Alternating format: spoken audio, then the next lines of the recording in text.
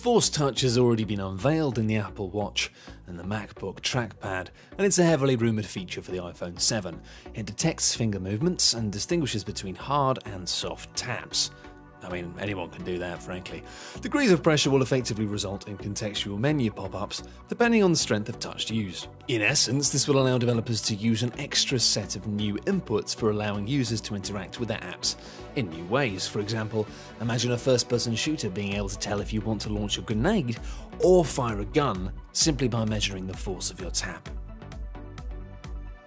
Given that Apple rarely upgrades their tech in ways that Samsung and other companies tend to, holographic projections for the iPhone 7 probably won't happen. I mean, maybe it'll happen for the iPhone 43s, but not for the next major iPhone.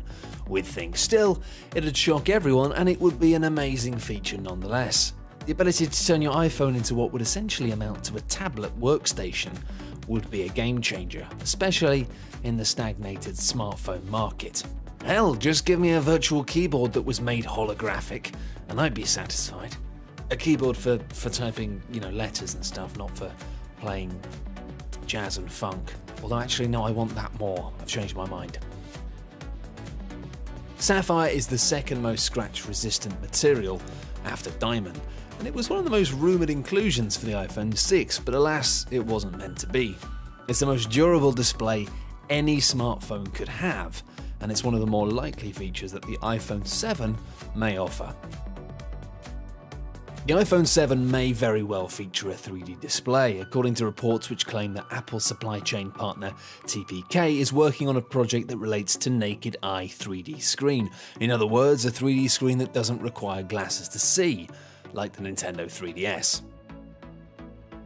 Let's be honest, charging for all recent iPhones has sucked quite badly when compared to other Android smartphones, especially from Google and Samsung. Apple manages to make each new iPhone slimmer while equipping it with a faster processor and a graphics chip to also improve on battery life. The iPhone 6 was originally rumoured to have a front display made from sapphire glass, which would have made it possible to use it as a solar collector. This would allow you to put your phone into charge mode throughout the day.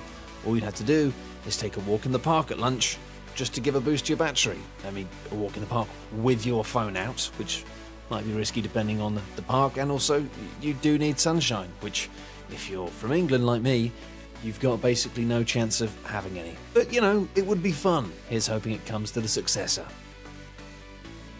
Another feature we'd like to see in the iPhone 7 is the device being waterproof. Apple has already emphasised health-related functionality in its mobile devices going forward, and it would be a logical move for the smartphone, enabling athletes to utilise it while swimming, etc. Go for a swim whilst checking Facebook? No, just me? Alright. Since the iPhone has no removable back panel, the ports should be the only thing that need to be sealed off. And considering the fact the latest MacBook seems to be decreasing the number of ports and entries on it, maybe it just won't be any pretty damn soon.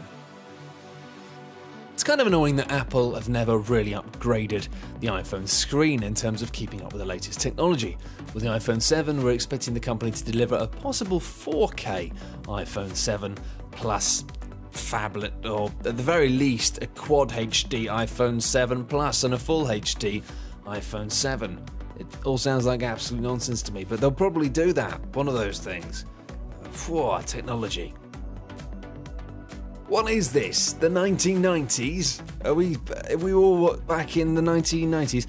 Why haven't we got wireless stuff going? Wireless everything. Wireless energy, wireless happiness. Anyway, while basically every other smartphone in the world offers wireless charging, iPhone users have never experienced it. Well, not without, big clunky add-ons anyway.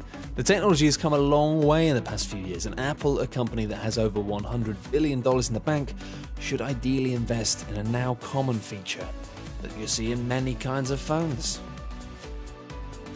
We understand this being implemented in the iPhone 7 is a little bit far-fetched, but it's still a possibility, after Apple created a patent for basically a joystick version of the Apple Home button. The button would essentially expand into a mini joystick that could be moved around in order to control various activities on the screen. This would target the massive iPhone game market, and it would be amazingly fun too. You could have different types of games, maybe some games that weren't awful. The laser keyboard feature has been rumoured ever since the original iPhone was released. Imagine the iPhone 7 comes equipped with a laser keyboard and, better yet, a holographic projector. Now we're talking. It may be a long way away, but at least Apple acknowledges that there's some appeal here. They have a patent for a projected keyboard showing how the system might work with a laser projected keyboard built into an iPad. Maybe one day, my personal dream of playing Grand Theft Auto 6 anywhere via the iPhone 7 whilst playing jazz music on a holographic keyboard with a joystick feature and an inbuilt projector could become the reality that currently is just a dream. But knowing Apple and the fact that that's kind of ridiculous, probably not.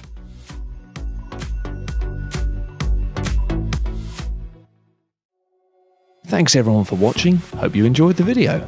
For more top 10 lists, be sure to subscribe by clicking on the button that you can see now.